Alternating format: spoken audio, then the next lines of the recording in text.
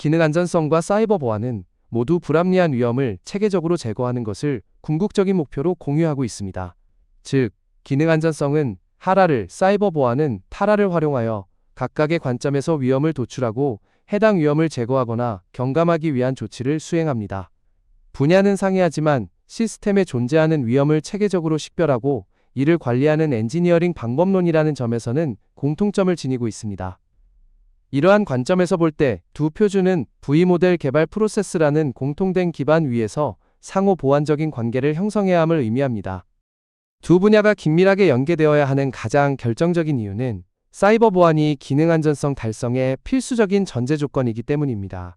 아무리 높은 안전 무결성 수준으로 설계된 시스템이라 하더라도 해커의 의도적인 공격으로 인해 안전 메커니즘이 무력화된다면 안전 목표는 달성될 수 없습니다. 즉, 사이버 보안을 고려하지 않을 경우 안전 메커니즘이 무력화되는 상황을 방지할 수 없습니다. 반대로 기능 안전성을 고려하지 않은 사이버 보안만으로도 충분하다고 볼 수는 없습니다. 예를 들어 보안이 취약한 QM 소프트웨어를 통해 시스템에 침투한 공격자가 메모리 관리 장치의 설정을 변경하여 핵심 안전 기능, 즉 A-D 등급의 부품을 비활성화할 경우 이는 안전 분석만으로는 예측하기 어려운 치명적인 위험으로 이어질 수 있습니다. 요약하자면 의도적인 위협 행위를 포함한 보안 분석 없이는 우발적 결함에 대한 안전 시스템의 무결성을 완전하게 보장할 수 없습니다. 효과적인 통합을 위해서는 두 분야의 유사점뿐만 아니라 근본적인 차이점을 명확히 이해하는 것이 중요합니다. 기능 안전성은 주로 시스템 내부에서 발생하는 우발적 결함을 위험의 근원으로 다룹니다. 이는 하드웨어 고장이나 소프트웨어 오류, 그리고 환경적 영향 등 예측 가능하거나 무작위로 발생하는 시스템 내부 오작동 가능성에 초점을 둡니다. 핵심 활동인 하라와 FMEA나 FTA는 이러한 내부 결함이 시스템의 안전 기능에 미치는 영향을 분석하고 AC를 결정하는 데 중점을 둡니다. 반면 사이버 보안은 외부의 의도적인 공격을 주요 위험 근원으로 상정합니다. 이는 악의적인 외부 위협 행위자가 시스템의 취약점을 악용하여 기밀성과 무결성, 그리고 가용성을 침해하려는 시도를 포함합니다. 따라서 분석 범위는 시스템 내부에 국한되지 않으며 외부와 연결된 통신 인터페이스와 소프트웨어 취약점, 그리고 공격 경로를 포함하여 훨씬 광범위합니다. 타라는 이러한 외부 위협과 공격 가능성을 식별하고 위험도를 평가하는 데 핵심적인 역할을 수행합니다. 위험 근원의 차이는 분석 복잡성의 차이로 이어집니다. 기능 안전성 분석은 일반적으로 단일 결함 또는 최대 2개나 3개의 독립적인 다중점 결함의 동시 발생 가능성을 고려합니다. 이는 주로 확률론적 분석을 통해 안전 목표 위반 확률을 산출하는 비교적 구조화된 접근 방식입니다. 반면 사이버 보안 분석은 여러 단계를 거치는 정교한 다단계 공격 경로를 분석해야 하므로 복잡성이 훨씬 높습니다. 공격자는 여러 취약점을 연쇄적으로 악용하여 최종 목표를 달성하고자 하므로 설계 취약성 분석을 통해 시스템의 모든 잠재적 진입점과 단계별 공격 성공 가능성을 종합적으로 평가해야 합니다. 이는 정적인 분석을 넘어 위협 행위자의 동기와 능력, 그리고 자원까지 고려해야 하는 특성을 지닙니다. 안전과 보안 활동을 각각의 사일로에서 독립적으로 수행할 경우 요구사항 충돌과 분석 중복으로 인해 상당한 비효율이 발생할 수 있습니다. 이러한 문제를 방지하기 위해 통일된 접근 방식과 통합적 접근 방식을 고려할 수 있으며 두 방식은 다음과 같이 구분됩니다. 통일된 접근 방식은 모든 활동과 프로세스, 그리고 산출물을 하나의 단일 체계로 통합하는 방식입니다. 이론적으로는 이상적이지만 조직 구조나 전문 툴체인과 기존 프로세스 등의 제약으로 인해 현실적인 적용에는 한계가 있습니다.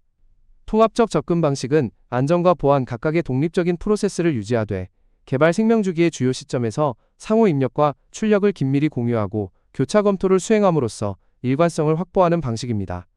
이는 기존의 고도로 규제된 안전 프로세스를 존중하면서도 유기적인 연계를 가능하게 합니다. 업계 현실을 고려할 때 통합적 접근 방식이 가장 실용적이고 효과적인 해결책으로 평가받고 있습니다. 이는 현재 제조사 및 부품사의 조직 구조와 기존에 구축된 프로세스나 도구, 그리고 환경 등 레거시 자산을 최대한 활용하면서 기능 안전성과 사이버 보안을 별도로 고려할 때 발생하는 문제를 효과적으로 해결할 수 있기 때문입니다. 통합적 접근 방식은 기존 품질 및 안전 프로세스를 기반으로 보안 활동을 확장하고 연계하는 데 중점을 둡니다. 다음 표는 개발 생명주기 단계별 통합 지점과 시너지를 요약한 것입니다. 기획, 그리고 공급업체 관리나 개념을 정립하는 것, 그리고 설계 및 구현을 통한 테스트와 검증에서 통합 지점 및 시너지가 있습니다. 아울러 운영 및 서비스, 그리고 수명 종료 또한 여기에 포함하여 고려해야 합니다.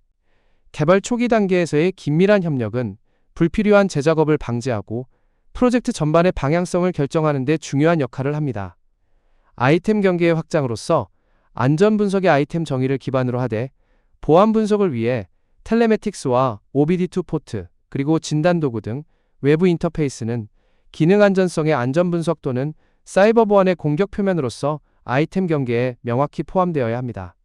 손상 시나리오의 구체화로서 안전 분석에서 도출된 위험원은 보안 분석에서 손상 시나리오를 구체화하는 데 중요한 입력 자료로 활용됩니다. 예를 들어 의도치 않은 조향이라는 위험원은 공격자에 의한 의도적인 조향 조작이라는 구체적인 시나리오로 발전시킬 수 있습니다. 요구사항의 상호 검토 및 조율로서 도출된 안전 목표와 보안 목표를 상호 검토하여 충돌을 해결하고 시너지를 창출해야 합니다. 예를 들어서 ACLD 소프트웨어와 QM 소프트웨어 간의 공간적 격리 요구사항과 메모리 격리 보안 요구사항의 통합을 하여 일관된 아키텍처 요구사항을 수립해야 합니다. 설계 단계는 추상적인 목표를 구체적인 메커니즘으로 구현하는 과정이며 충돌 관리가 핵심 요소입니다.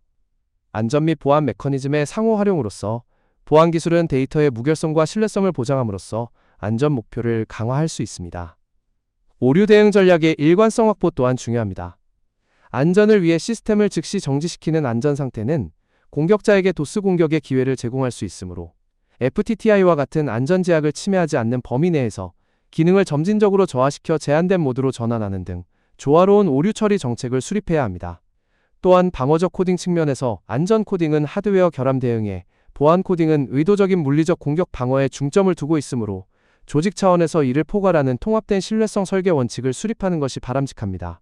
미래 자동차 시스템의 복잡성과 상호 연결성을 고려할 때 기능 안전성과 사이버 보안은 분리할 수 없는 불가분의 관계에 있습니다. 안전 엔지니어링이 제공하는 엄격한 기반 없이는 견고한 보안을 구축하기 어렵고, 동시에 지능적인 공격자의 의도적 위협을 고려하지 않는다면 어떠한 안전 시스템도 완전한 보호를 보장할 수 없습니다. 궁극적으로 자동차 제조사가 높은 수준의 견고성과 복원력을 갖춘 차량을 개발하고 점차 강화되는 규제를 충족하기 위해서는 단편적인 해결책을 넘어 체계적이고 통합된 엔지니어링 접근 방식이 필요합니다. 개발 생명주기 전반에 걸친 긴밀한 협업과 상호 검토를 통해 두 분야의 요구사항을 조율하고 충돌을 예방하는 통합 엔지니어링이야말로 자동차 산업의 지속적인 혁신을 이끄는 핵심 척도가 될 것입니다. 시청해주셔서 감사드립니다. 영상이 마음에 드셨다면 좋아요와 구독 부탁드립니다.